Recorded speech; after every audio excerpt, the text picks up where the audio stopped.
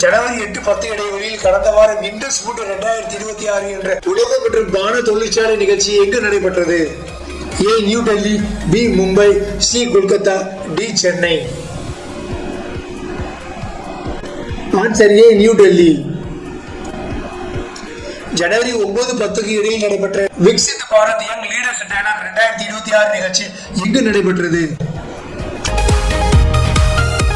ஏ Mumbai, B new Delhi, C Bengaluru, D Hyderabad. Answer B new Delhi. ஜனவரி 10, 2026 அன்று Indian navy எந்த நாட்டின் கடற்கரை பயண பயிற்சி பிரயாணத்தை தொடங்கியது? A south east Asia, B gulf region, C west Africa, D Caribbean. Answer A south east Asia. 2026 Bangalore open tournament எந்த விளையாட்டுடன் தொடர்புடையது? A badminton, B tennis, C hockey, D kabaddi. Answer A badminton. 2026 India open badminton நடைபெறும் நகரம் எது? A Chennai, B Mumbai, C Kolkata, D new Delhi. Answer D new Delhi. 2026 India open badminton மூலமாக கொடுக்கப்படும் பரிசு தொகை எவ்வளவு?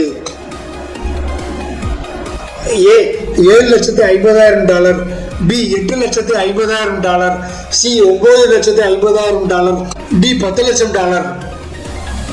Answer C $9,50,000. ஜனவரி 11, 2026 இந்தியாவுக்கும் நியூசிலாந்துக்கும் நடந்த ஒருநாள் கிரிக்கெட் போட்டியில் ஹர்ஷித் ராணா எந்த நகரத்தில் தன்னுடைய சிறந்த செயல்திறனை காட்டினார்? A Mumbai, B Vadodara, C Pune, D Ahmedabad. Answer B Vadodara. கீழ்கண்ட கூற்றுகளை பரிசீலிக்கவும். கூற்று A Aadhaar, UPI, DigiLocker ஆகியவை இந்தியாவின் டிஜிட்டல் பப்ளிக் இன்ஃப்ராஸ்ட்ரக்சருக்கு உட்பட்டவை.